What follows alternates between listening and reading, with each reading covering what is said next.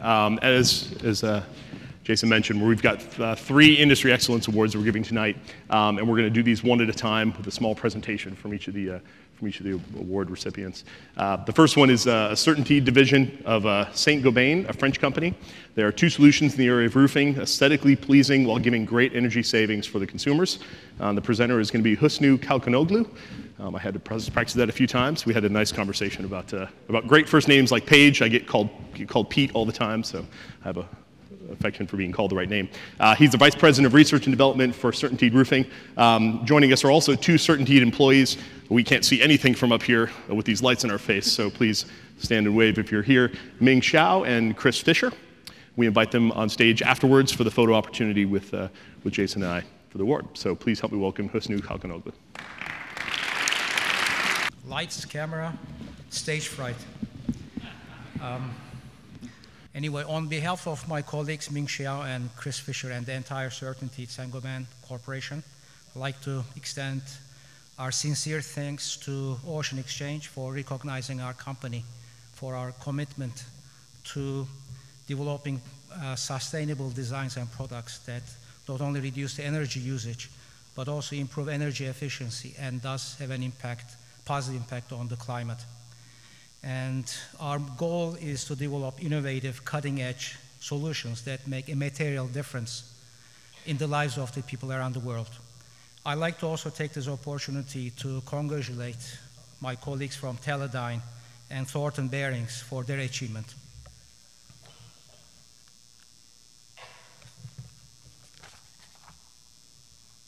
A little bit about, I think I can use this.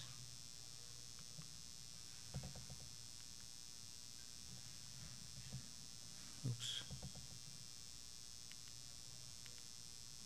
There we go. Saint-Gobain, history that is nearly 350 years. Imagine, was founded in 1665, and as it goes, Louis XIV is the king of France, and he orders some mirrors to be made for one of the halls of the Palace Versailles. And at the time, Venice is the glass-making capital of Europe, and according to one story, some glass-making artisans are invited to Paris to start this project. And there's also a story that says, well, against their will, they were forced from Venice to Paris, and they ended up in a workshop where they started working on the making of these mirrors. So when you visit Paris and happen to be in the Palace of Versailles and happen to be also in the Hall of Mirrors, and there are about 350 of them, that's how our company started. So the workshop that was established in 1665 turned and transferred into a corporation of operating in nearly 64 countries with nearly 200,000 employees. Today, we operate in 4 sectors. The innovative materials sector produces flat glass, bulletproof glass, safety glass. We produce crystals for technical, scientific, and security applications, glass fibers, high-performance plastics, abrasives, etc. are making about 22% of the company's sales. The construction products that Certainteed is a part of is providing most of the world's needs for insulation, gypsum, and ceiling tiles. And that happens to be about 25% of our total sales. And the third group, which is quite large actually, similar to what our Home Depot and Lowe's is, happens to be Saint-Gobain running the Europe's largest network of distribution, not only to distribute their own products, but also the products produced by other manufacturers. The packaging division is made of glass bottles. So most of the champagne bottles, wine bottles, some beer bottles are products of that division. If you happen to have a mason jar from your grandmother or yourself and it says ball across on the surface, that's a Saint-Gobain product. Let's talk a little bit about Certainteed, which I'm a part of. And we also enjoy a similar proud 109-year-old history. And we have grown to North America's largest, or one of the largest building products companies for exterior and interior products, including roofing, siding, fence, decking, railing, insulation, gypsum, and ceiling tiles. And I'm also proud to inform you that for the last 3 years, we have continuously won the Energy Star Award. And as a result of this continuing efforts, we have been recognized for sustained excellence. So with this introduction, we can start talking about what we have done. By the way, the city happens to be Atlanta. According to U.S. Green Building Council, the commercial and residential building sector accounts for nearly 40% of carbon dioxide emissions in the United States per year, and more than any other sector. So when you look at this, most of these emissions come from the combustion of fossil fuels to provide heating, cooling, and lighting, as well as to power appliances and electrical equipment in the buildings. So besides its long-term financial burden, the impact of fossil fuel combustion also causes urban heat island effect and leading to poor air quality as well as smog formation. So by transforming the built environment to more energy efficient and climate friendly, the building sector can play a very important positive role in reducing the threat of climate change.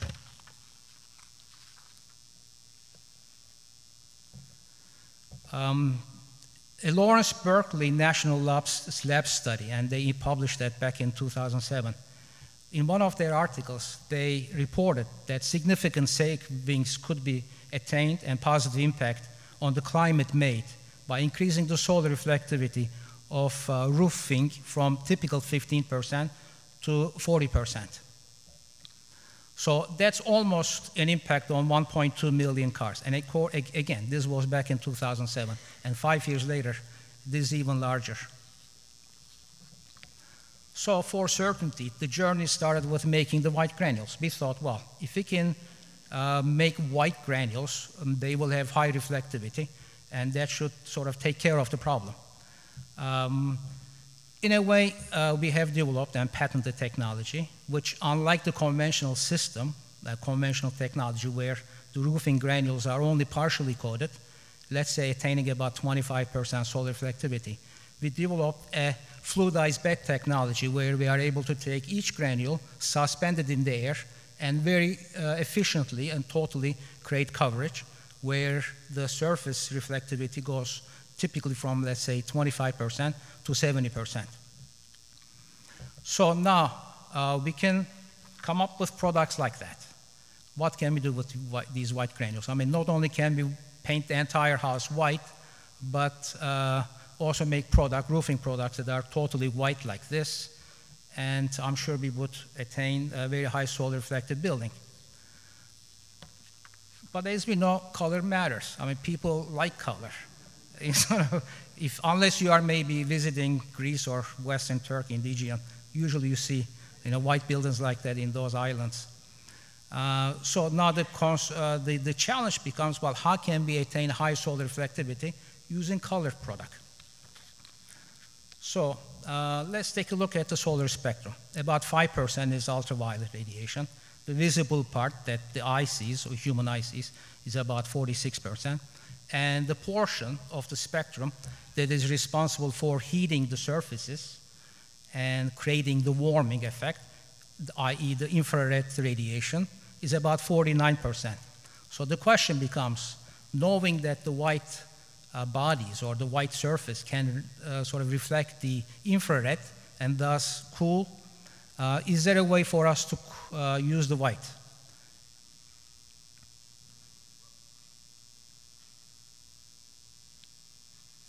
So what we have done is, here we go.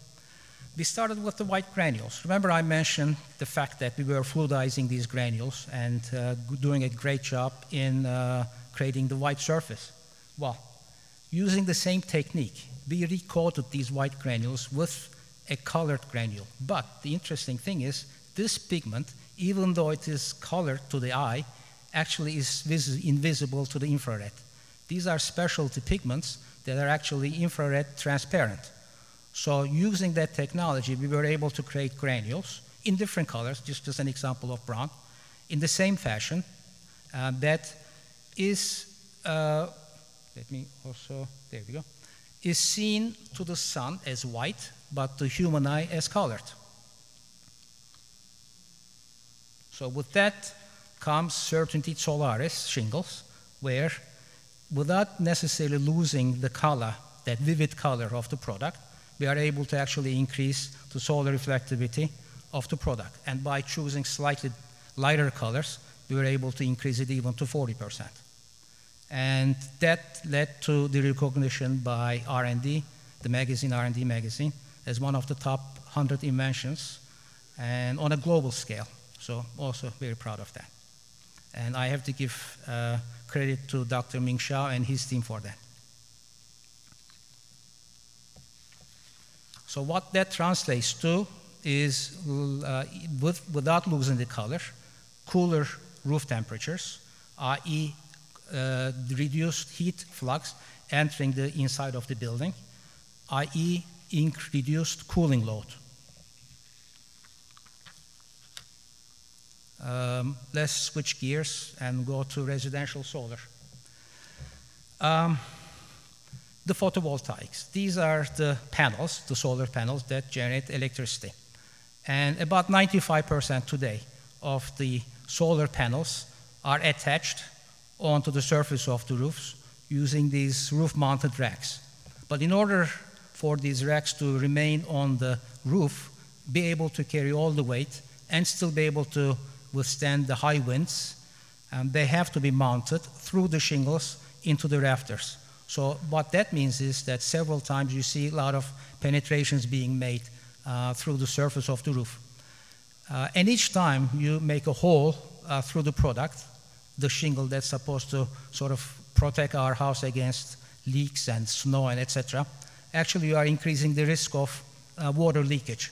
So the applicator has to be very, very careful, making sure that the proper flashing techniques are used and make the surface waterproof.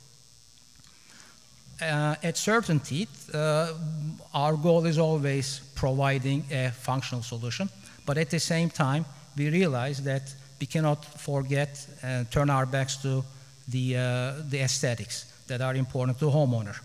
So what we've done with our product is to integrate a solar shingle with the rest of the roofing products. And we created and developed, and this one goes to Chris Fisher and his team, an Apollo, as we called it, one of the Greek gods for sun, and Apollo 2, where the shingle actually is a electricity generating shingle and integrates perfectly with the rest of the roofing products.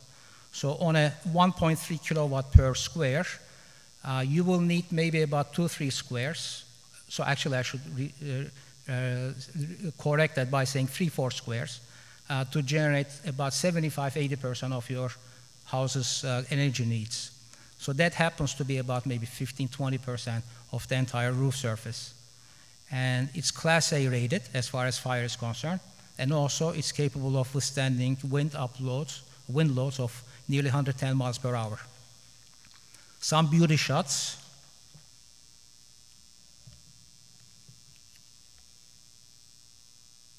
Here we go. One of our engineers, this was a test roof given to him free in PA.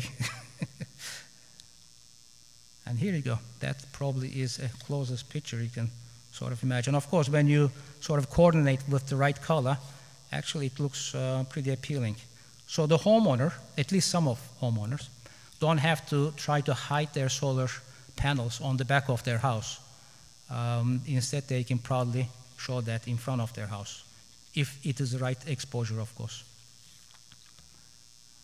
And for the regions of the country where clay tiles are popular, we also have Apollo tile, where we can integrate that product perfectly with the tiles.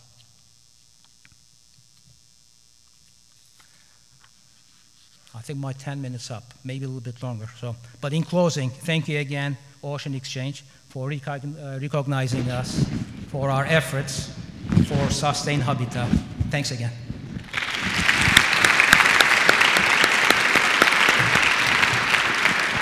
And we have time for a couple questions with each of our speakers. We're going to have a time for 1 or 2 questions if you have any questions. If you block the light. Yes, please. You get to share our hot lights. It's quite warm up here. It's nice.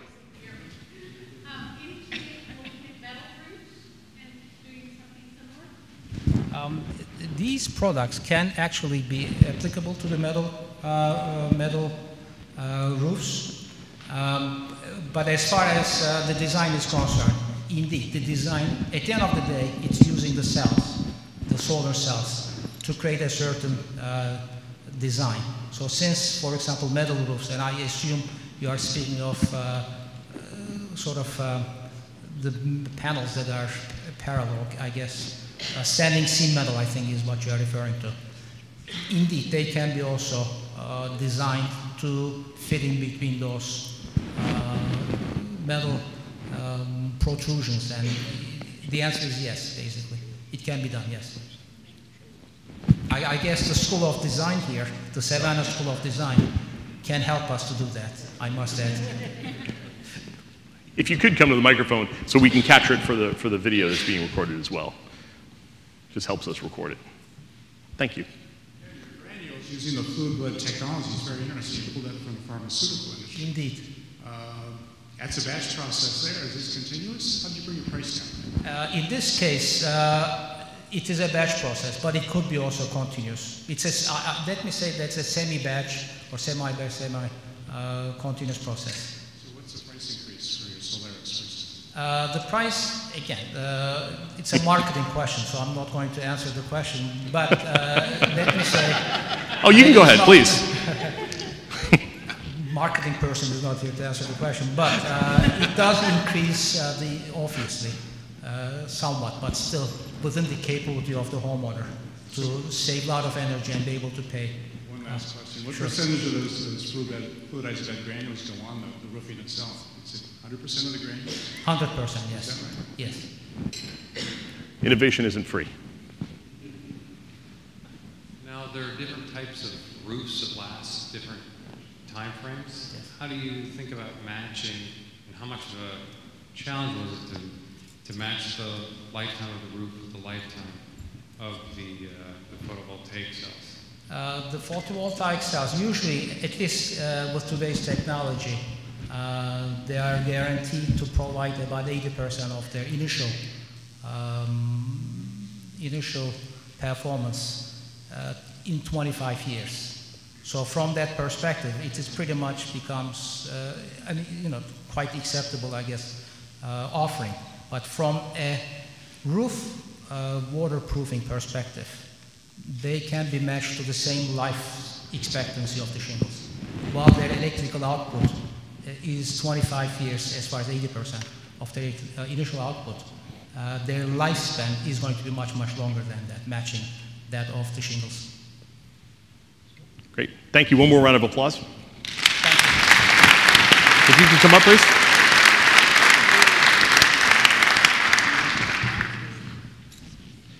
This is the awkward part where you get to watch us smile and get pictures taken. So. Okay. Please, come sit next to me. Very good job.